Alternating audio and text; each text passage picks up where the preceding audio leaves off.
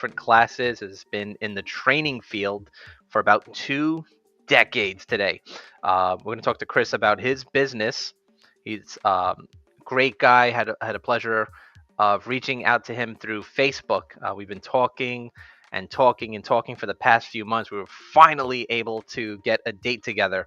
It's a veteran-owned business dedicated to helping others with safe firearms training and practices. Chris, good morning. Good morning, Charles. Thank you for having me. I am stoked. I always enjoy doing these, and I want to thank everybody for joining us now. Today's topic, we're going to talk about firearm safety and training, which is really important. We'll talk about it's funny, we were just talking about this before we started. The rules of firearm safety, right? Got to Right. know them, got to live by them. Um, we'll talk a little bit about the actual process. So I'm in New York and you're in Texas, right? Correct. A little different, and we're going to get into that because um, people think once you get certified, like it's a license to just go around and shoot people, and that's it's not true. Um, so, Chris, tell us a little bit about yourself, where you're from, Ironhorse Defense. How did you come up with the name for your company? First off, just Uh, curious. Well, the name stemmed from, so in the Marine Corps, I belonged to 2nd Tank Battalion, and we were the masters of the Iron Horse. The second tanks, and actually all the tanks in the Marine Corps got decommissioned a couple years ago. So there's no more tanks in the Marine Corps. They handed them off to the Army. So I kept the tradition alive and kept the name alive by incorporating the Iron Horse into the company name and the logo. The Iron Horse on the logo is actually from our 2nd Tank Battalion logo itself. Awesome, awesome. Just curious, where did you do basic? San Diego, MCRD, Hollywood Nice. Marine. Very cool. Yeah, my Army days, fun stuff. It's crazy to think, how it's so cliche, how fast time flies. For me, basic was almost 20 years ago. Um, Mighty fine Fort Jackson. Right. So, pleasure. So, tell us a little bit about you and where you're from and how you got started in this business. What inspired you to become involved in firearms training? So I'm in the in North Fort Worth, so the DFW Metroplex. It's a large area, and obviously we're very pro gun here in Texas. I got involved in training. I mean, since the Marine Corps and life after, I've been in the security field for since 2005, and I've done everything from management, um, running special response units, dignitary protection, and executive protection. I always I'm a protector, and I like to train people, Hmm. and I want to make sure that people that are involved in firearms, I want to know that they know the proper use of firearms, and not Absolutely. it's not like you said earlier. It's not just pull the gun out and shoot everybody because you can carry a gun. Hmm. You have to be safe with it. And so it's a passion of mine to train people. I can't agree with you more, and a lot of times, it's so hard to like instill in people like that's a tool of last resort. The gun is not always the first solution to everything. So de-escalation is so important, especially today's day and age. People kind of they're just amped and wired to like go all the time, and you got to learn how to like de-escalate situations. There may be times someone can use less than lethal force. I know we'll talk a little bit about that as well. um, Firearms training, I always say people have the right to defend themselves, but someone walking out of their house for the day also has the right not to get shot. So I think training, especially with firearms, is very, very important. So, my next question I think would be, can you explain the importance of concealed carry? We'll talk a little bit about New York and Texas for the listeners who are turning in or who might be new to the concept. Kind of let's get your thoughts first, and I'll jump in. Sure. So the importance of concealed carry is obviously everybody has the right to carry and bear arms. Concealed carry training, it doesn't stop with I know the laws and I can carry a gun on my holster and whatnot. it goes further than that. It's knowing that, there's the small percentage chance that you never have to use that. And we'll call it a tool. Instead of a firearm is fine. I call it a tool. It's not just a toy. Some people call guns toys. Hmm. I believe that it helps in knowing the laws in Texas, and I think we're going to talk about this too. That it's a big misconception. We have a lot of people moving here from other states, and they're like, "Oh, it's Texas, and I can do whatever I want to do," and it's like, well, you can't really. And it's about knowing the laws, where you can carry, where you can't carry, when you have the right to use self-defense, and what the deadly force rules are. And like you stated earlier, nine times out of 10, it's all about de-escalation and how you talk to people. And I mean, that's pretty much it. Is training. It never stops. You continue your training even after you get your license to carry. I promote that all the time in my classes.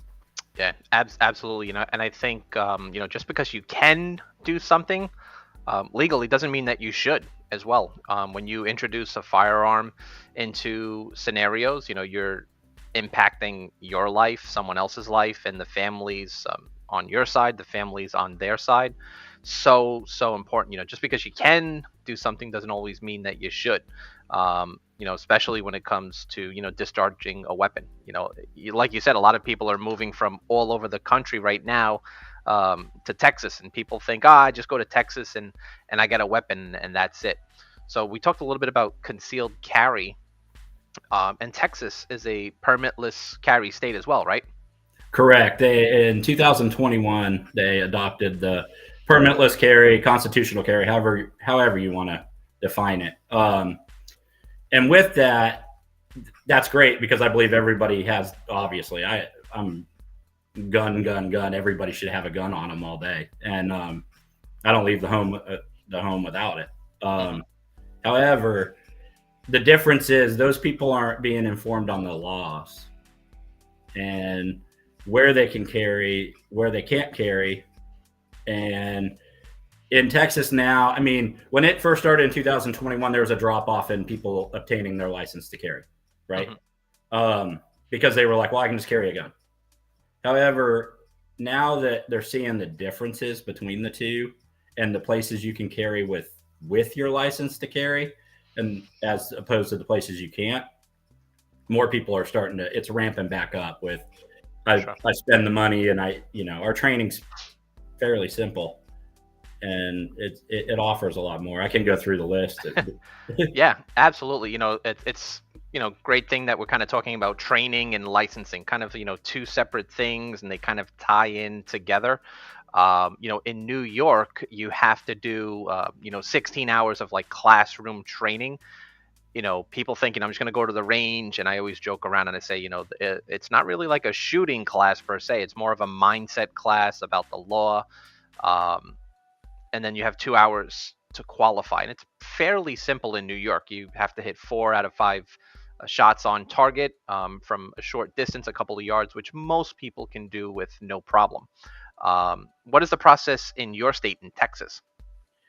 So our training consists of it's a 4 to 6 hour classroom where I cover everything from the laws, all the penal codes, the where you can carry, where you can't carry, um, de-escalation, self-defense, deadly force, firearms storage and safety.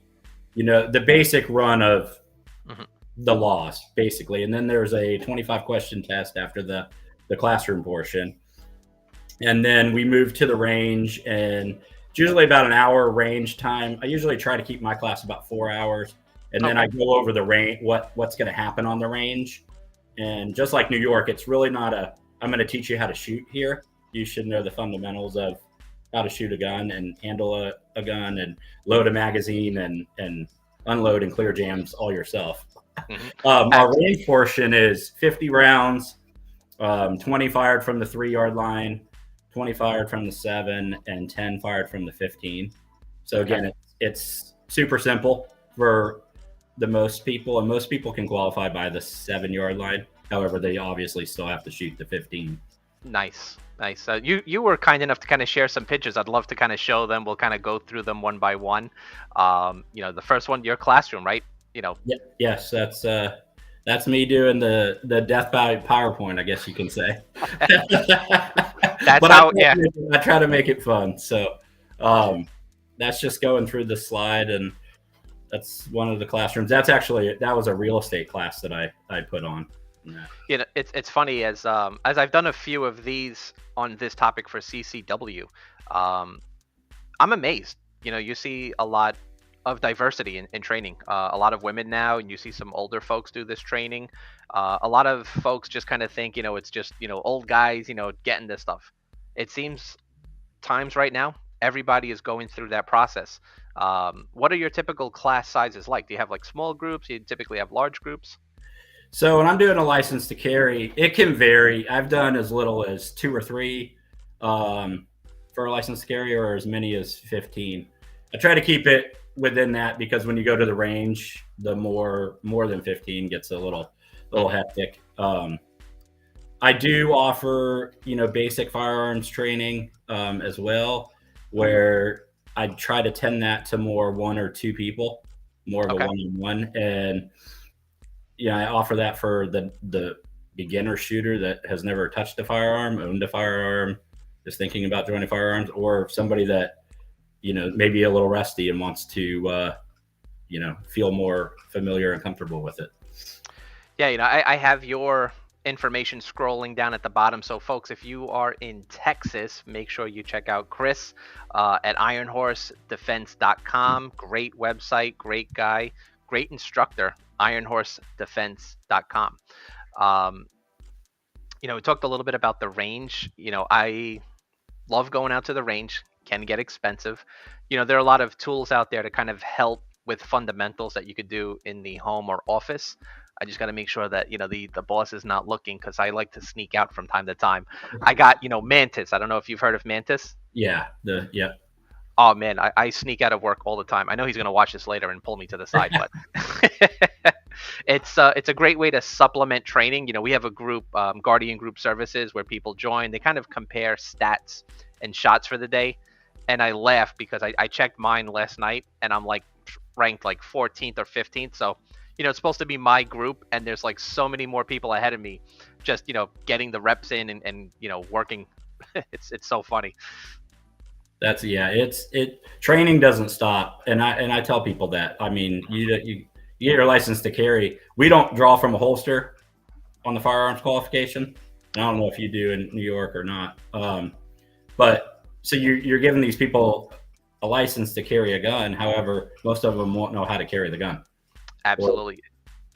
It's funny. You kind of beat me to my question. I was just about to ask you, what are the key elements people should think of who might be new to firearms, who might be new to this kind of training with concealed carry?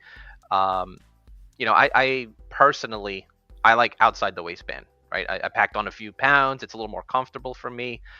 And what I found, especially with inside the waistband, is I come up, I got a longer neck and a longer arm. I just, still haven't learned properly, the technique. So I would always kind of come out and just, nail myself in the jaw from time to time. But, just training as well. Like, I'm used to a long gun platform. That was just what I've always been trained on. Handgun, totally different. Everything to me is a training obstacle, right? How do you shoot faster? Get the reps in. How do you get used to holstering? Get the reps in. Train. But what are some things you would recommend for people? Well, if you're new, like when I offer like a basic handgun course, like I talked about. And, I always tell people, I've had people that had just went and bought a gun, right? Never shot it, never knew anything about it. And they just go buy this handgun. And, I offer at the range I go to, I get a free rental. So I tell people, hey, don't buy the gun. Let's rent, different guns. Cause what I like might not be what you like. Mm-hmm. And you want to feel comfortable because, like I said, that's a tool that may end up saving your life someday. And you want to be comfortable with it and not buy something because it's cheap or affordable or somebody told you it's the awesomest thing in the world, right? I also talk about, the holstering, like you said, holsters come a dime a dozen. There's a million holsters. Hmm. The Kydex, the little purse, right? The sling bags, whatever it is. So, but what I like and like what you like outside the waistband, and I carry that if I'm working, I'll carry an outside the waist, but I usually carry in the waist. And what I like the Kydex, my wife hates the Kydex holsters. So, right, which is fine. And it's not for everybody. So I'll bring a ton of holsters to class. And I got a ton of holsters, all different shape sizes. I have been told this like 100 times before I even got started. Guys were like, Charlie, you are going to have a drawer full of holsters. And lo and behold, I have probably like $600 worth of holsters floating around. We give them away in classes. It's a nice little thing to kind of give to the students. But you're right. It's so unique to the individual. The weapon, the holster, the way that they carry. Right. I mean, and that's where the training goes because you have to try everything out. And it's with a gun. Like, I don't want anybody just to go buy a gun to buy a gun. Hmm. I'd rather spend time with me or another instructor and try different guns. And, Yeah. you may not like the caliber of the gun. It may be too powerful. When I do training, every person that's never shot a gun, I start with the blue guns, obviously, and the little sight picture cards, but then I start them with a 22 caliber pistol. Okay. Nice. And it's repetition. Right. And you work your way up. Alignment and sight picture, and they start putting the rounds, center, and they're not scared of it. And then I move them up to maybe a 380 and then a 9mm. And then if they're more comfortable, we'll go higher. But usually it stops around there. Okay. So, the next photo, I kind of wanted to show two photos actually.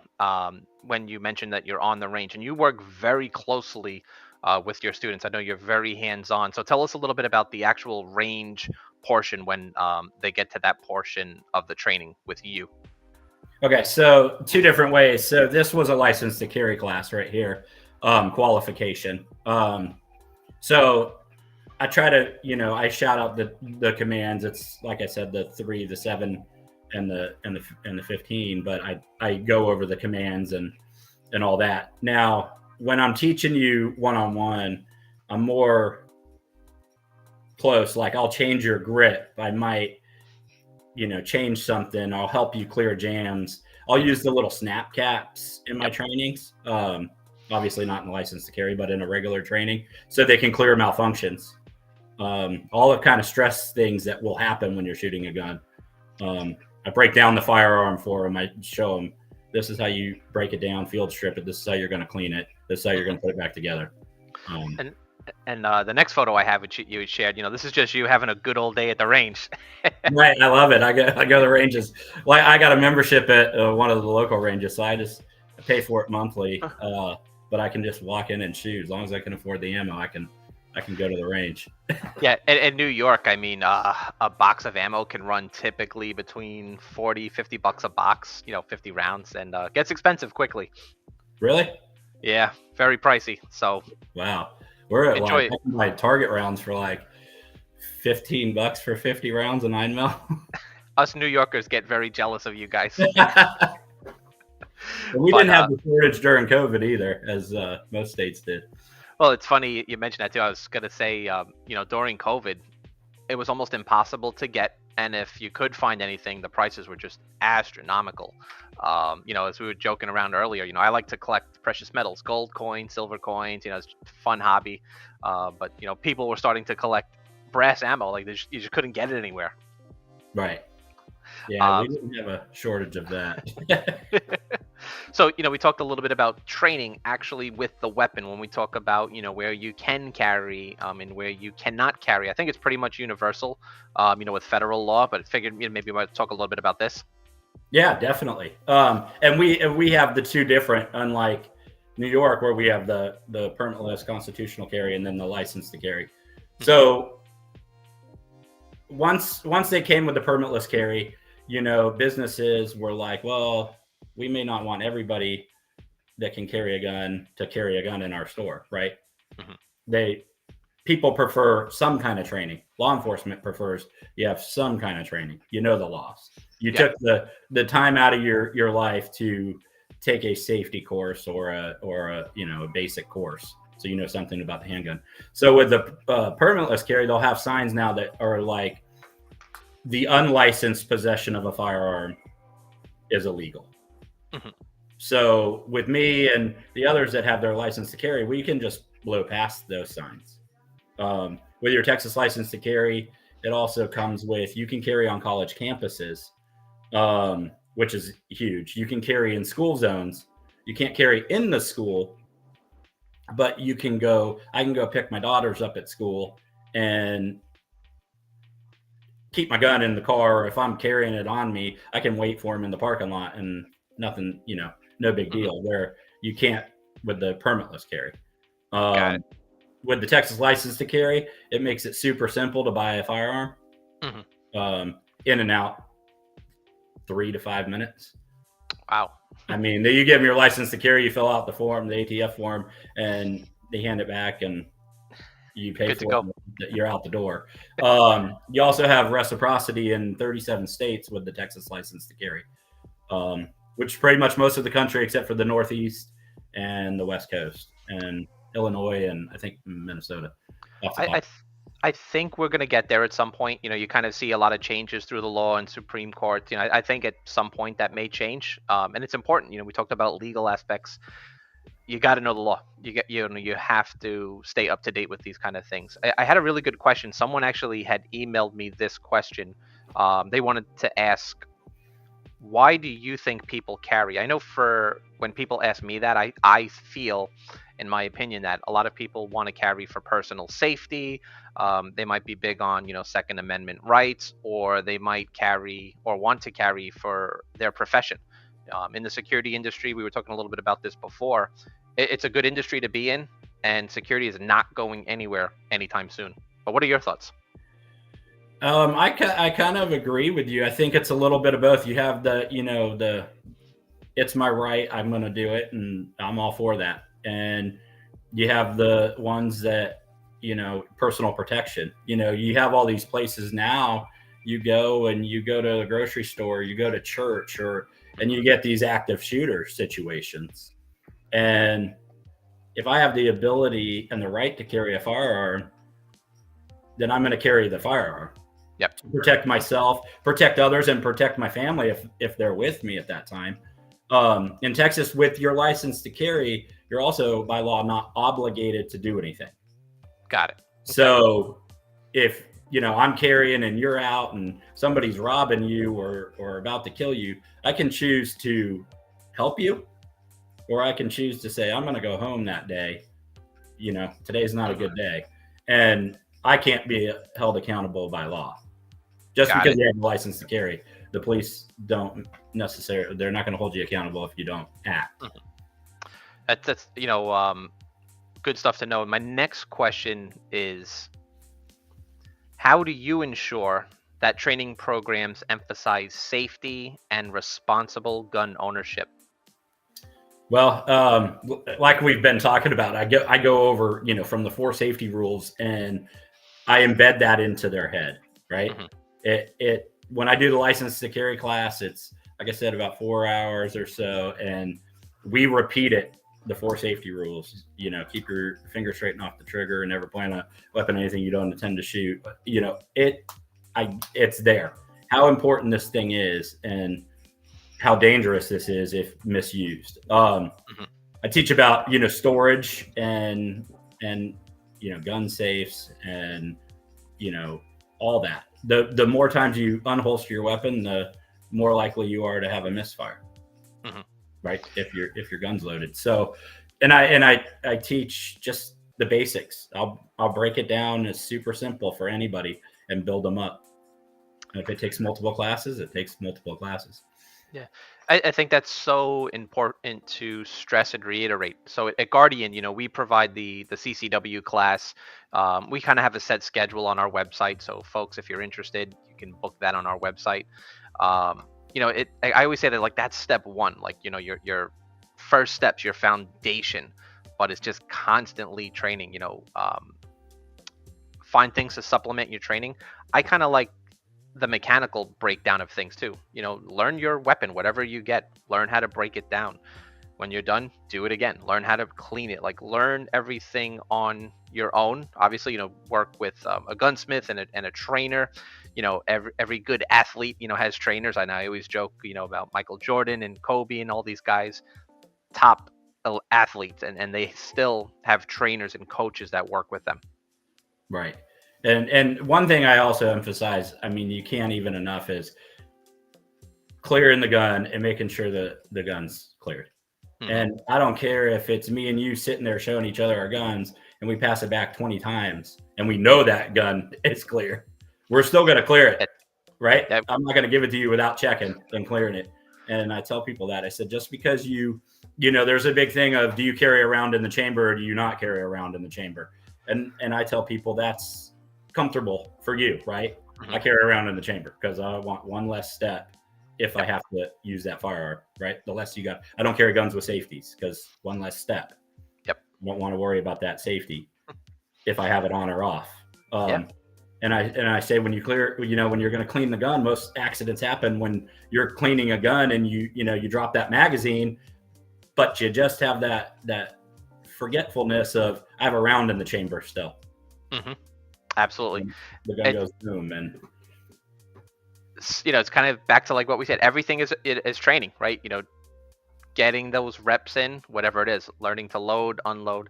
When I first started the process, that was like one of my drills. I love, Mantis, right? They come with Laser Academy and the targets, but the app will make you run through drills multiple times. And it could be just your drill for the day is, shooting on one knee, or your drill today, loading and unloading. And, just a great way to supplement training. So, folks will say, well, I don't have time to get to the range, or I don't have the funds, to do this. There's always something that you can work on. Right. Loading is a huge thing. And I've ran into that a lot in classes, is people not able to load their magazines or at least fast. Right. And every gun's different. It comes down to every gun's different. Every magazine's different. And, they have multiple tools. You can go get speed loaders and whatnot to help you, but you just have to work through those problems. And I'm like, it just takes sitting at home and putting some rounds in there and then taking them out, and putting some rounds in there and taking them out. But I've ran into loading and unloading. Well, loading probably is the most difficult that I've ran into. It's funny, you're probably going to give me a hard time about this, being a vet as well. I cheated. I got the speed loader. Just after a while, that stuff racks your thumbs and your fingers. Like, I can't do this. I don't want to break a nail. Right. No. You must have been in the Navy. No, I'm just kidding. But those help. And you're right. When you're in the range all day, or if I'm teaching classes and loading people's magazines for them all day, my hands are trashed when I'm done by the end of the day. It's funny, just talking about, the mechanics of things, just getting used to loading, a magazine is a skill, takes time. I've seen people load rounds backwards. I've seen people put magazines incorrectly. Some people have a difficult time, racking a slide, so everything is training, muscle memory, building up, every muscle in your body, especially this one. I always tell people that you're not going to hurt that weapon. It's going to hurt you before you hurt. Because I'll have that too. They'll load the magazine in, and when they're racking the slide, they like kind of guide it, right? And it doesn't sit all the way. And then the first shot's a misfire. And they're like, why did my gun not go off? And you just got to, I said, you're not going to hurt it. Slam it, rack it, and you're good. It's a lot of the people that they're scared it's going to hurt them. When in fact, if it's treated right, that gun's not going to hurt you. That gun's not going to fire if you don't pull the trigger. Correct. It needs the operator to kind of work through it. The last question I have for today, what are the legal aspects and responsibilities that concealed carry permit holders need to be aware of in their jurisdiction? Well, I'm not a lawyer, so I'm not going to give lawyer advice. Very important to stress that we are not lawyers, and right. I am not giving any kind of legal advice today on what to do and what not to do. However, all I can say is, if if you're in Texas and any other state, all the license to carry states, I'm sure go over laws, and a lot of it is knowing the laws, knowing what you can and can't do, knowing where you can carry, knowing where you can't carry. That's the biggest thing, and that's why here it's tough. Like in New York, you have to take the license to carry to get your license to carry. Here, the people have a choice, and I stress it enough. It's maybe 6 hours, 7 hours out of your day, and I offer also online an online Texas to carry class that you can take if you don't have the 4 to 6 hours to sit with me. You can sign up for it, and you have a year to take the same class at your own pace. Start and stop when you want. Then it's simple as call me up and we go to the range and we get qualified. Oh, that's cool. That's nice. Yeah, you can't mimic the range qualification, but they can listen to it in the car, throw it in and listen to it, and they take their test and bring me their certificate, and we go shoot, and I sign off, and it's an easy way. So if you go on my website, there's a online Texas license to carry link, and you can sign up for the class there. But it's knowing that, and it's also having the knowledge of if you are in an incident and you do have to use your weapon, right? You may be found not guilty criminally, right? But you're going to be sued civilly. Absolutely. Yep. And people that's always a whole different battle. It's the old saying, I'd rather be judged by 12 than carried by 6. Well, you know what? In reality, you don't want to be in either of those situations if you can find a way to avoid it. If you have to use your weapon, you have to use your weapon. But you're right. You do have to deal with the fight after the fight. Right. De-escalation, and everybody goes home in one piece, and that means a win for everybody. Because you're not affecting yourself. You're not affecting just all, the other family, but you're affecting your family too. And whatnot. And people need to know that it's not just as simple as, well, I was justified. Well, that's great. Kudos. And you'll get a pat on the back, probably, depending on the situation from the police. But you're going to be sued civilly, and that's going to be a whole different mess that, the court of law is not going to help you with that one. Yep. And Chris, your website, once again, for the folks watching now and who might watch later on, is www.ironhorsedefense.com. And that's where most people should go if they're in the Texas area to sign up and register for your class? Correct. Or shoot me an email at chris@ironhorse.com. I'm flexible with my time. So if something doesn't work on my website or you're having a problem, you just go ahead and reach out to me and we can set something up.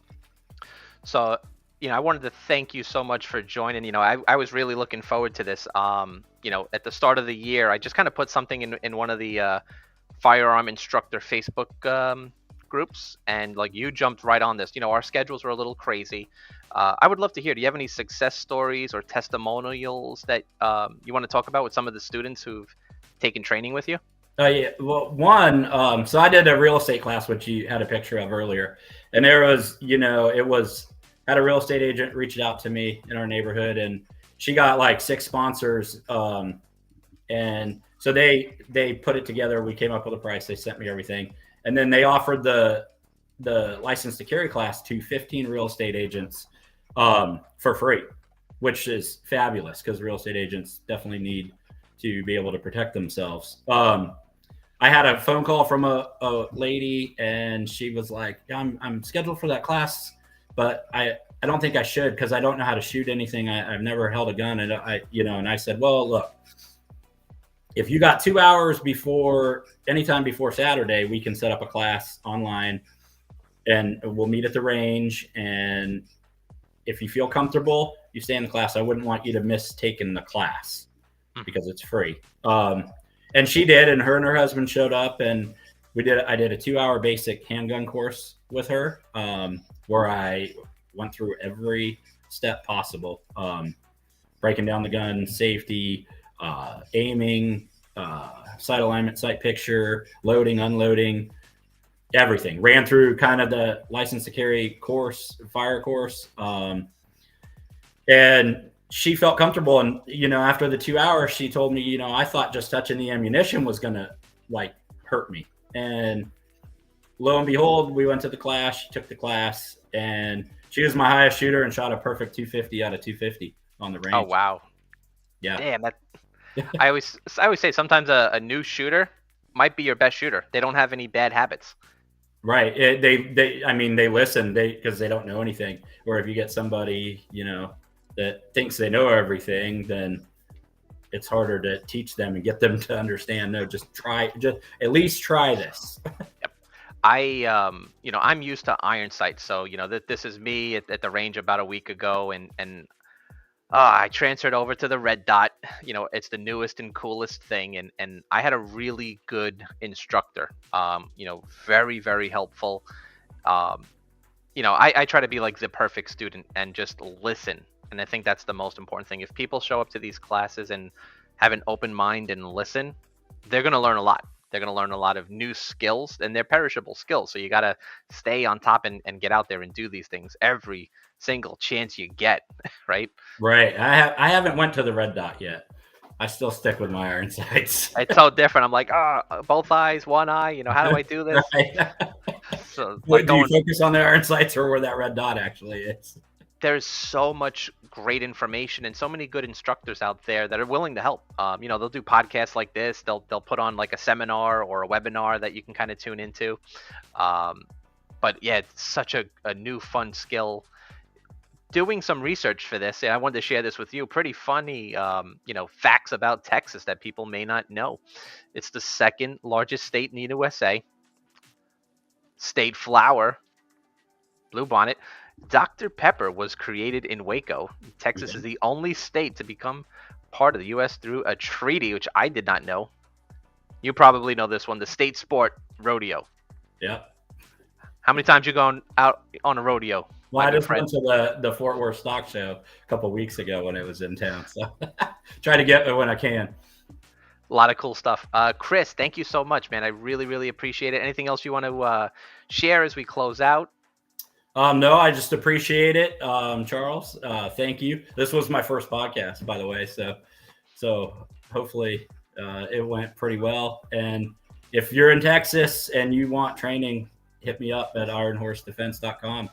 And Awesome. let's be safe and get training. We'll get you the training you need if you're in Texas. Definitely check out Chris at Ironhorse. If you're in the New York City area, Guardian Group Services provides the concealed carry class. The links and everything will be down in the description. Chris, thank you so much, man. I really appreciate you were just like gun ho from day one, and I know since January we've had a few conflicting dates. So thank you, brother. I really really appreciate you. Thank you, Charles. I appreciate it a lot. Sir, it's been a pleasure. We will stay in touch. We're going to come up with another episode. We'll do some fundamentals of firearm safety and the rules of firearm safety. Sounds good. I look forward to it. Take care. Thank you, folks, for tuning in. Stay safe.